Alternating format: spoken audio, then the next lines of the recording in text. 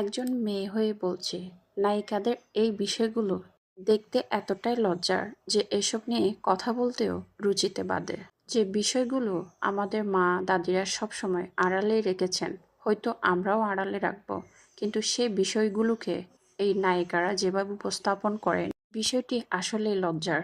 এভাবে baby bump দেখিয়ে photoshoot না করলে নায়িকাদের প্রেগন্যান্সির জার্নি যেন সফল হয় না।